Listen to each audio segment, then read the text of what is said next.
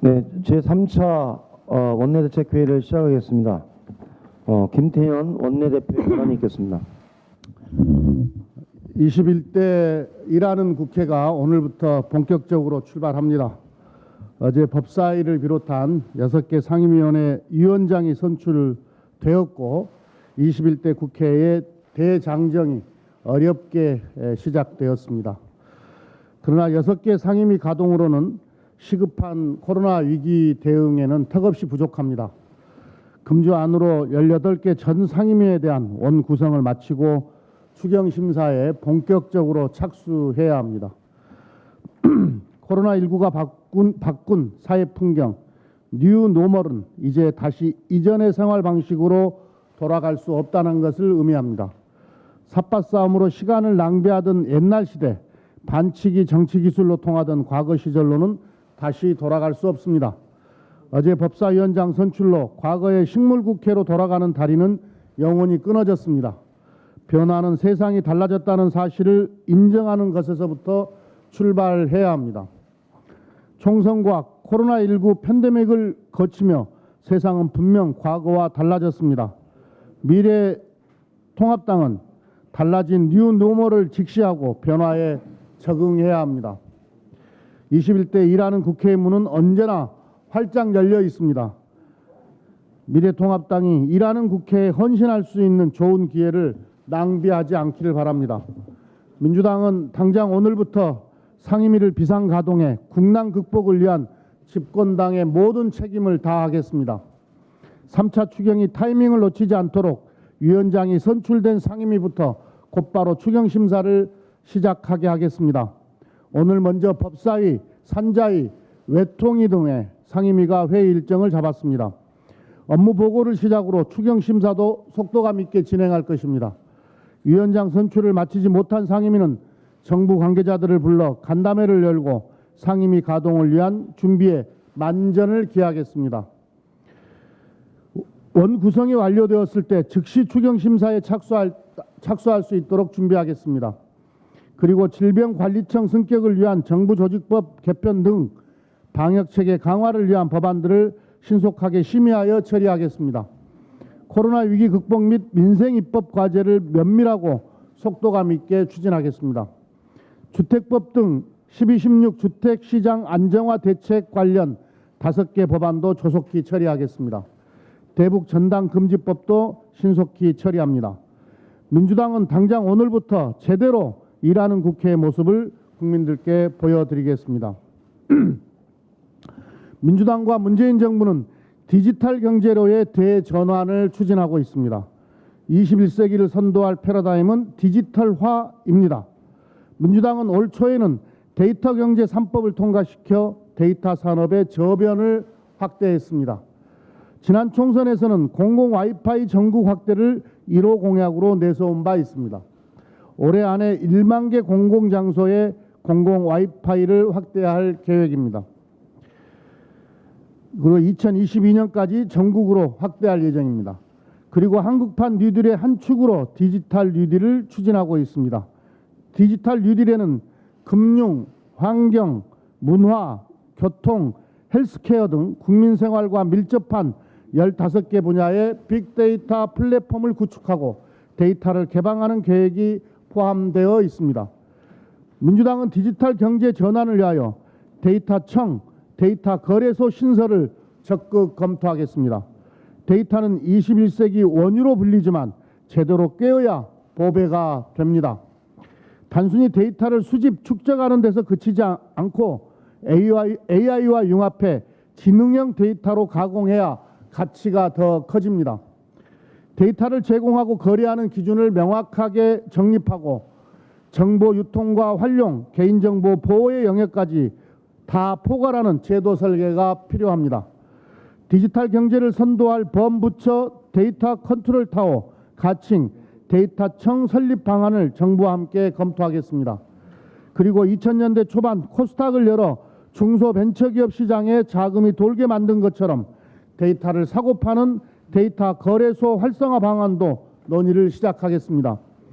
데이터청 신설 등 데이터 산업의 경쟁력을 높이고 우리 경제를 한 단계 도약시킬 수 있는 방안을 정부와 함께 면밀하게 검토하겠습니다. 이상입니다. 조정식 정책위원장의 발언이 있겠습니다. 한때 주춤했던 코로나19 확산세가 최근 수도권 지역을 중심으로 또다시 심상치 않은 양상을 나타내고 있습니다. 특히 지난달 29일부터 이달 14일까지 17일 동안 수도권 방역 관리 강화 조치가 취해졌음에도 불구하고 서울과 경기 등지에서 소규모 집단 감염이 지속적으로 나타나고 있는 상황입니다. 우려스러운 부분은 예년보다 무더위가 빠르게 찾아오면서 마스크 착용과 실내 환기 등 생활 방역 지침 미준수 사례가 증가하고 있는 부분입니다. 더욱이 더위가 기승을 부릴수록 밀폐된 실내에서의 활동이 늘어날 수밖에 없기 때문에 각별한 주의와 대책이 필요합니다. 이 때문에 정부도 수도권 지역 방역 강화 조치를 무기한 연장하기로 했는데 필요할 경우 고강도 대책의 선제적 추진도 검토해야 할 것입니다. 방역 사각지대에 대한 철저한 관리 감독 강화와 더불어 특히 학교 안팎의 감염 위험 요소 차단에 총력을 기울여주기 바랍니다. 또한 인구 밀집 지역인 수도권 지역 내 병실 및 의료 장비 확충도 보다 서둘러야 할 것입니다. 현재 중국과 미국, 인도, 브라질 등 해외 지역에서 신규 확진자가 급증하면서 코로나19의 제2차 대유행 가능성을 경고하는 목소리가 커지고 있는 만큼 방역 당국의 신속하고 과감한 대응을 거듭 당부합니다. 효율적인 방역 대응 체계 구축을 위해 무엇보다 관련 조직 정비도 서둘러 진행해야 합니다. 이를 위해 더불어민주당과 정부는 어제 당정협의를 열고 질병관리본부의 청승격 및 복수차관 신설, 국립보건연구원의 질병관리청 존속, 질병관리청의 인력 및 예산 보강 등을 주요 골자로 한 정부조직 개편안을 논의했습니다. 코로나19의 제2차 유행 가능성에 선제적으로 대처하기 위해서는 질병관리본부의 조직 개편을 신속하게 마무리 지어야 합니다. 당정은 이번 6월 국회에서 질병관리청 신설 등의 내용을 담은 정부조직법 개정안을 최우선적으로 처리하겠습니다. 아울러 이에 따른 시행령 개정 등도 차질 없이 준비할 것입니다. 국민의 생명과 안전을 지키는 것이 우리 정치가 짊어져야 할 가장 기본적인 책무입니다. 정치적 주장과 이해가 다르다고 해도 최소한 이 같은 원칙에서만큼은 여야가 따로 있을 수 없습니다. 코로나19로부터 국민을 보호할 수 있도록 야당의 전폭적이고 초당적인 정부 조직법 처리 협조를 촉구합니다. 더불어민주당과 야4당은 어제 본회의에서 법사위와 기재위 등 6개 상임위의 위원장 선출 절차를 매듭 지었습니다. 국민적 기대를 안고 출발한 21대 국회가 벌써 20여일째 개점 휴업 중이고 상임위 구성 법정 시한도 이미 일주일이나 지난 상황에서 더 이상 상임위 구성을 미룰 하등의 이유와 명분이 없었기 때문입니다. 특히 코로나 경제위기 극복을 위한 3차 추경과 남북관계 문제 등 시급한 현안들이 산적한 상황에서 미래통합당의 기약 없는 목리를 더 이상 기다려줄 수 없습니다. 이로써 체계 작구 심사권을 악용해 정상적 국회 운영을 방해해온 입법농단의 악순환은 어제부로 그 수명이 다했고 관행이라는 이름으로 반복되어 온 국정 발목 잡기와 국회 파행의 과거는 마침내 종지부를 찍게 됐습니다. 이제는 정책과 대안을 두고 건설적인 경쟁을 펼치는 생산적인 정치, 365일 국민을 위해 일하는 국회 만들기에 여야 모두 총력을 기울여야 합니다. 더불어민주당은 오늘부터 국회를 가동시켜 3차 추경과 민생 입법들을 속도감 있게 처리해 나갈 것입니다. 특히 3차 추경의 경우 6월 국회 처리 및 7월 초 예산 집행이라는 타임테이블이 지켜질 수 있도록 각 상임위별 심사 착수에 돌입해야 합니다. 이번 3, 4분기가 경제위기 극복에 있어 대단히 중요한 시점인 만큼 국회 6월 국회 회기 내에 3차 추경이 반드시 처리될 수 있어야 한다는 점을 거듭 강조합니다. 이와 함께 7월 중에 공수처가 정상적으로 출범할 수 있도록 국회법과 인사청문회법 등 후속 3법 처리도 만전을 기하겠습니다. 질병관리본부의 청승격 등의 내용이 담긴 정부조직법 개정과 학교 내 감염 위험 차단을 위한 학교보건법 등도 조속히 처리하겠습니다. 남북관계의 안정적 발전을 제도적으로 뒷받침하는 일도 시급한 과제입니다.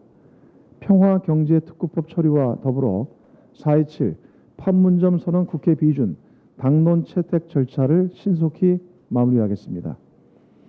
미래통합당에게도 당부 말씀을 드립니다. 경제 위기와 남북 문제 등으로 대내와 환경이 대단히 엄중한 상황입니다. 단 1분 1초도 국회를 멈출 여유가 없습니다. 여야가 함께 머리를 맞대고 국난 극복을 위해 힘을 모아야 합니다. 하지만 분명히 말씀드리지만 더불어민주당은 일하는 국회, 국난 극복에 앞장서는 국회라는 시대적 과제 수행을 위해 앞으로도 좌고우면하지 않고 묵묵하게 정도와 원칙을 견지할 것입니다. 이제 선택은 미래통합당에게 달려 있습니다. 잘못된 과거의 사슬을 끊고 국민과 나라를 위한 길에 동참해 줄 것을 당부합니다. 네, 윤관석 정책위 수석님의 발언 있겠습니다. 예, 일본 산업유산정보센터 관련해서 한 말씀 드리겠습니다. 어제 일제 강점기 강제징용 역사를 왜곡하는 내용이 담긴 일본의 산업유산정보센터가 일반에 공개되었습니다. 일본, 특히 아베 정부의 반복되는 역사 왜곡에 경악을 금치 못하는 심정입니다.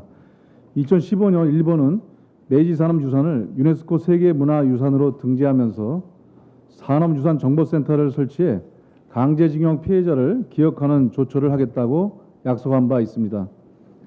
또한 각 시설의 전체 역사를 이해할 수 있도록 하라는 유네스코의 권고를 충실히 반영하겠다고 했습니다. 그러나 일본은 당초 약속과 달리 산업유산정보센터를 메이지 시대 산업화 성과를 자화자찬하는 데만 이용할 뿐 강제징용 피해 관련 내용은 소개하지 않았습니다.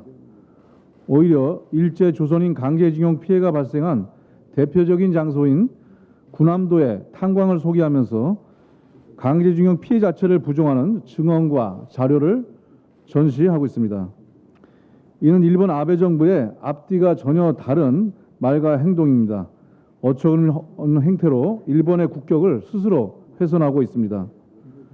이러한 일본 아베 정부의 행태에 대해서 일본 내에서도 비판이 나오고 있습니다. 교토통신은 과거의 사실을 덮는 역사 수정주의를 조장한다는 비판을 부를 수 있다고 보도했고, 일본 내부에서는 아베 정부의 정치적 위기를 돌파하기 위해 반항 감정을 악용하고 있다는 말도 나오고 있습니다. 우리 당과 문재인 정부는 이 같은 일본 아베 정부의 어처구니없는 역사 왜곡 행태에 대해 앞으로도 강력히 대응해 나가겠습니다. 일본 아베 정부에 대해 강력한 항의는 물론 유네스코의 산업유산정보센터의 전시 내용을 수정하도록 요구할 것입니다. 단재 신치호 선생의 역사를 잊은 민족에게 미래는 없다. 일본 아베 정부에게 강력하게 전달합니다. 이상입니다. 네, 이상 회의를 비공개로 전환하겠습니다. 협조 부탁드립니다.